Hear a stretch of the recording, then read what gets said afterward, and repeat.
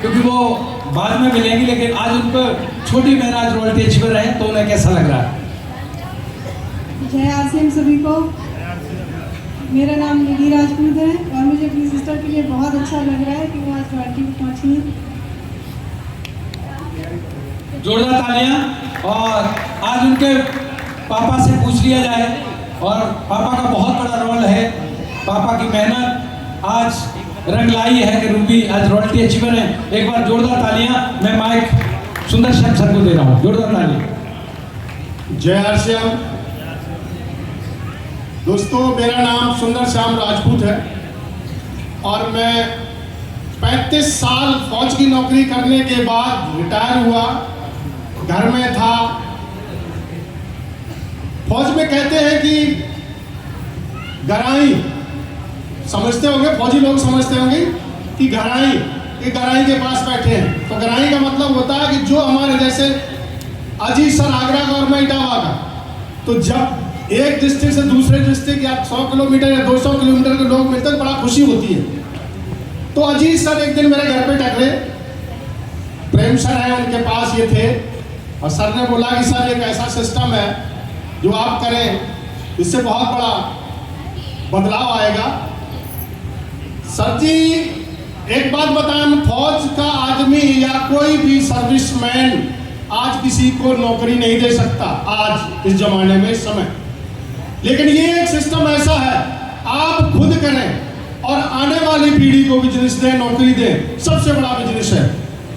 दूसरा, मैं सभी को एक वरिष्ठ नागरिक के नाते ये सभी बहन भाई माता बहनों सबको ये बताना चाहता हूं कि बेटियों के लिए बहुत बड़ा सिस्टम है, ये महिलाओं के लिए बहुत बड़ा सिस्टम है। जो चूल्हा चौका करते हैं, खाना बनाने का सिर्फ सामान इसमें है, और इसको दुकान बदलने से इनकम आती है, तो हमें बदल लेना चाहिए। आज हमने अपनी दोनों बेटियों को रॉयल्टी अचीवर बना करके यहाँ स्टेज पर खड़ा कर दिया है। तो दोस्तों, सभी के लिए मेरा ये है कि अपनी बेटियों को, अपनी बहनों को सबसे आगे लाएं, हाथ फैलाने के लिए ना रखें, हाथ देने के लिए रखा जाए। ये इससे बड़ा आरसीएम में बहुत बड़ा पावर है।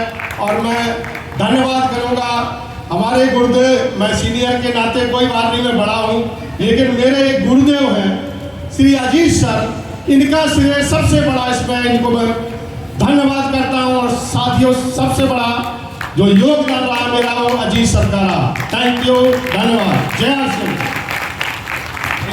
जोरदार तालियां।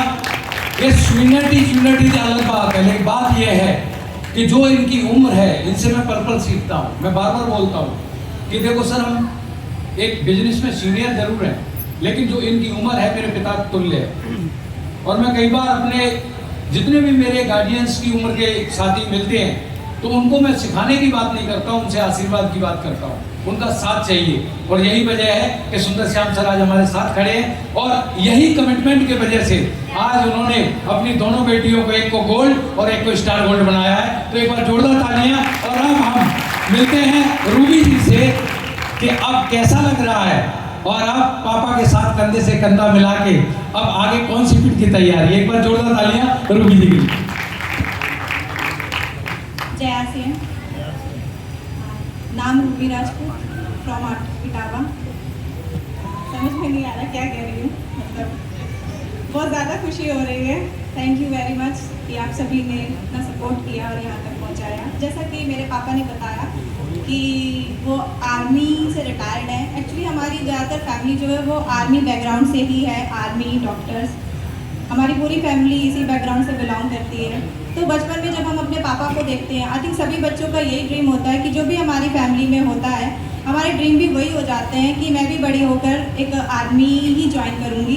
तो अपब्रिंगिंग मेरी ऐसे ही हुई थी, आर्मी क्वार्टर्स में रहना, आर्मी स्कूल्स में पढ़ना, और ये सारा ये थॉट प्रोसेस भी हो जाती है हमारी कि हमें भी बड़े होकर आर्मी ही ज्वाइन करनी, क्योंकि आसपास का जो इन्वायरमेंट होता है वो सारी चीज़ें आई थिंक इसी चीज़ से बिलोंग करती है, वही हमारा चीज़ें सब चलती रहती हैं। ये चलता रहा, बड़ी हो गई, 12th पास आउट हो गई, लेकिन ये माइंड में रहा कि मुझे आर्मी ही ज्वाइन करनी है। फिर किसी ने थोड़ा सा 12th के बाद किसी ने ये कह दिया कि लड़कियां हैं तो टीचर भी बन सकती हैं। तो उसके साथ साथ मैंने बीएड भी कर ली दिल्ली से ही। बीएड करने के बाद भी मेरी आर्मी की जो प्रिपरेशन थी आर्मी में जाने की, वो मेरी चलती ही रही। प्रिपरेशन में साथ साथ में करती रही, मेरी स्टडीज़ कंटिन्यू रही। फिर उसके बाद पापा का रिटायरमेंट हो गया और हमें यहाँ इटावा शिफ्ट होना पड़ा।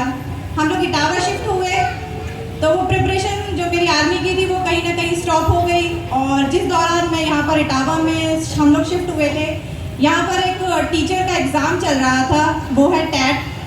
तो मैं बीएड पास आउट थी, मैं और मेरी दीदी दोनों ही।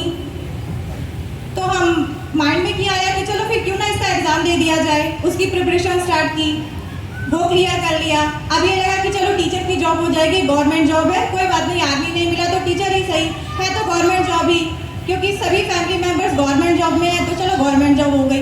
उसी दौरान ये सब चल रहा था, टेट पास आउट हुआ, सब कुछ हुआ। उसी दौरान मेरी लाइफ में एक अचानक से शायद टर्निंग पॉइंट आना था। आज सभी मीटिंग्स में ये कहते हैं कि गॉड जिसको जो देना चाहता है वो कहीं ना कहीं से दे देता है। जैसे बहुत सारे लोगों को ज़बरदस्ती बुलाया जाता है, तो ये बोला जाता है कि जो आ गया है वो कहीं ना कहीं ऊपर वाले का कोई इशारा है। तो मेरी लाइफ में भी ऐसा कुछ हुआ। मेरी लाइफ में आरसीएम आया। पहले तो सबको समझ नहीं आता, मुझे भी नहीं आया, पर शायद कहीं एक जॉब का जो तलाश थी वो मुझे लगा कि कोई बात नहीं, जैसे बाकी चीज़ें चल रही हैं ये भी चल जाएगा। थोड़ा सा समझ आया, थोड़ा सा नहीं समझ में आया, फिर भी ज्वाइन कर लिया, सीखा। हाँ, लेकिन मैं उस पर्सन का बहुत धन्यवाद करती हूँ जिसने मुझे आरसीएम ज्वाइन करवाया, और वो आज इस मीटिंग में नहीं आए, अनुराग सर।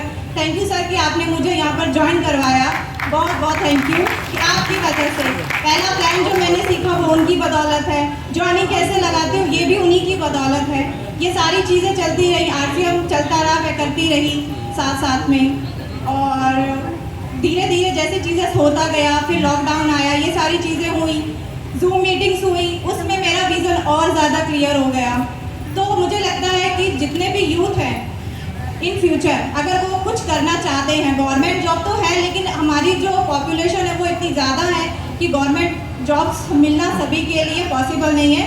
तो ये बिज़नेस एक ऐसा है, आरसीएम बिज़नेस, जो आप बहुत इजी वे में घर पे रह के, अगर आपके घर से बाहर जाना अलाउड नहीं है तो आप इजी वे में कर सकते हैं। और मैं सबसे ज़्यादा थैंक यू करना चाहूँगी मेरे सारे गुरुओं का। थैंक यू सर, आप सभी ने बहुत ज़्यादा मार्गदर्शन दिया है। अजीत सर, शायद कई बार हम लोग डगमगाए लेकिन सर ने कई बार हमें सपोर्ट किया। और सबसे बड़ा सपोर्ट सिस्टम जो वो है मेरे फादर। कहीं ना कहीं बीच में शायद मैंने ये बिज़नेस को क्विट करने की सोची भी। मैं बहुत टाइम तक इस बिज़नेस में एक्टिव नहीं थी, मीटिंग्स में आना जाना कम कर दिया था, अपनी स्टडीज़ में फोकस, मैं टीचर हूँ, स्कूल में फोकस ज़्यादा कर दिया था। पर मैं भगवान का बहुत बहुत धन्यवाद करती हूँ कि उन्होंने मुझे एक ऐसे पापा दिए, एक ऐसे फादर दिए जिन्होंने आज मुझे यहाँ आपके सामने लाकर खड़ा किया। थैंक यू पापा, थैंक यू वेरी मच। अगर आप नहीं होते तो आज शायद मैं इस स्टेज पर नहीं खड़ी हो पाती। बस लास्ट में एक यही मैसेज देना चाहूँगी कि खर्चा तो हम वैसे भी करते हैं, अगर खर्चे के साथ साथ थोड़ी सी चर्चा भी कर ली जाए तो हमारा क्या जाता है। थैंक यू, जय जी। और अगर फर्स्ट इनकम की बात की जाए तो वो तकरीबन 100 प्लस आई थी, और अगर हाईएस्ट चेक की बात की जाए तो 35 प्लस।